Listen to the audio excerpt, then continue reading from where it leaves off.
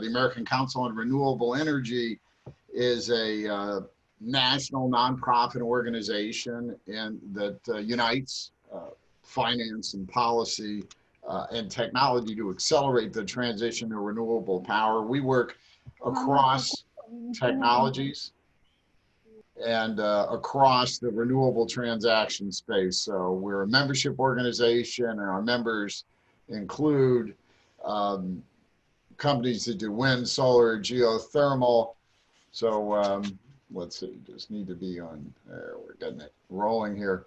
And we work across the transaction space. So our members also include, next slide, please, the developers and manufacturers, but also the investors, the utilities, and big corporate off-takers, all of whom are a big part of the renewable economy in the U.S. Next slide, please. So let's just dive in with an overview of where the sector was as we entered 2020. Last year was a big year for wind and solar development, the second most ever. Pretty balanced between wind and solar, as you see, a little more solar last few years, but a very healthy situation with both segments thriving. And 21 gigawatts is just a lot of power. That, especially when you consider this is an environment where electricity demand in the U.S. is not increasing, and where we're competing against natural gas at pretty much record low prices. Next slide, please. So the investment levels, extremely high. This is a sign of what's coming, what we're going to see in future next few years in terms of deployment. So over $57 billion last year, the most ever in the U.S. So we, next slide, please. We entered 2020 really growing rapidly. This just to give a little bit of global context. I'm not sure if all the viewers are aware of the significance of the global investment here. Over $290 billion last year. Cumulative investment total in the renewable sector over $3.5 trillion. So we are talking serious investment dollars here. So next slide, please. So what's the impact of COVID? We'll start with just the simple outlook. BloombergNEF estimates about a 21% hit in our expected level of deployment in 2020 as a result of COVID-19. And a lot of that gets pushed to 2021. So you actually see a very good 2021 in that year. This is assuming, BNEF does assume a second wave, but not more than that. So this is what we're looking at. Only an estimate, but gives you a sense. So let's drill down a little bit. Next slide, please. What we're seeing, most important, we've been involved in monthly analyses of unemployment data, and the numbers are large and troubling in the renewable sector since the pandemic began really in March in the US. So through March, April, and May, we've lost about 100,000 renewable sector jobs, which amounts to an 18% job loss unemployment rate. So that's big. What's causing these problems? We're seeing project delays because of shelter in place, supply chain disruptions. We're seeing limitations in availability of the tax equity that's really important in the United States in order to use and monetize the tax credit that really power growth in our sector. And there is a little bit of a silver lining here in that we are seeing a greater emphasis on sustainability in investment since the pandemic began. But you know, it's a lot of uncertainty right now. Some folks are going back to work, but there's concern in the United States that the data on the pandemic itself is perhaps not in sync with the rate of opening. So we'll see how this plays out. Meanwhile, in our sector, next slide, please, we are looking for important policy help. We really have three areas we're asking for help. The first one, we've actually succeeded thanks to help from the Treasury Department that extended what's called the safe harbor period, which is how long you have to complete projects. These are for the projects begun in 2016 and 2017. This is mostly about wind that would have had to be completed either this year or next, get an extra year so that the delay owing to COVID does not lead to loss of tax credit. That really settled things down, very helpful in the sector. We are also looking to make the renewable tax credits directly refundable to reflect the reality that the tax equity market is constrained, and that's an increasing problem. And finally, we're seeking a delay in the phase down of these tax credits to reflect the reality that 2020 is just not the year that it should have been because of the pandemic. Next slide, please. So we turn to what's the underlying health in the sector. Next slide, please.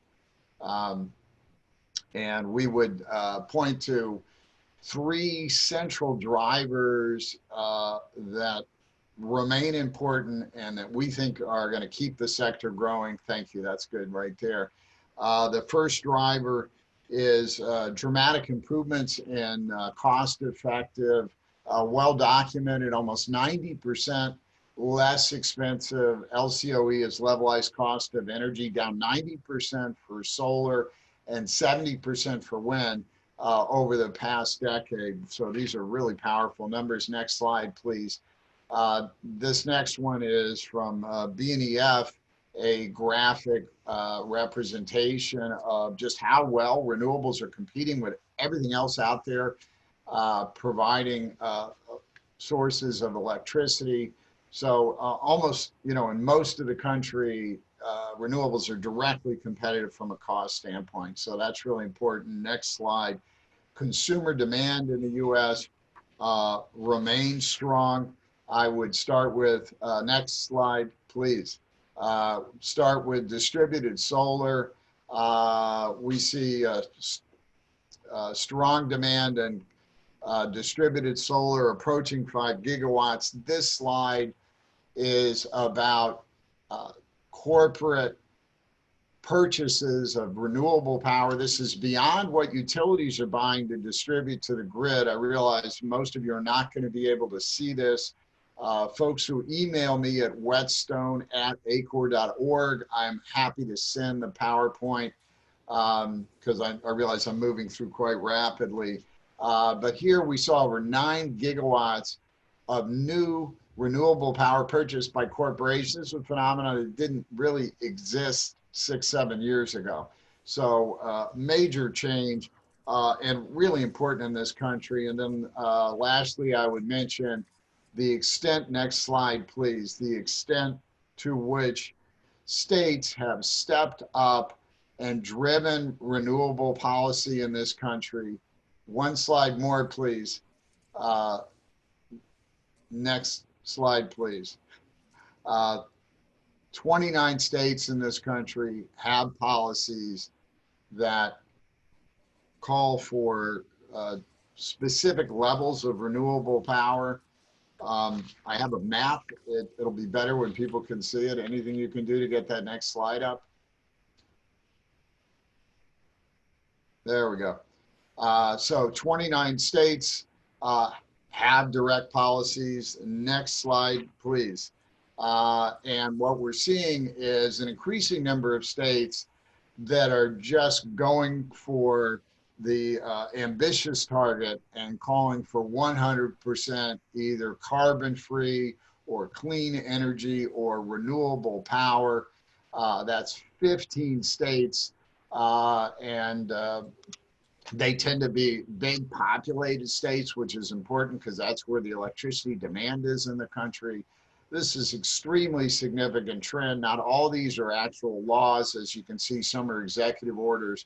which are not as binding and durable, but still important.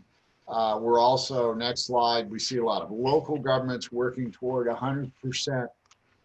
So clearly, even as our federal policies are lagging behind, we continue to see really important progress. Next slide, please. At ACORE, we have set a target of securing $1 trillion in investment by 2030 in renewable energy and related grid technology. We launched this in 2018. This is, next slide, please.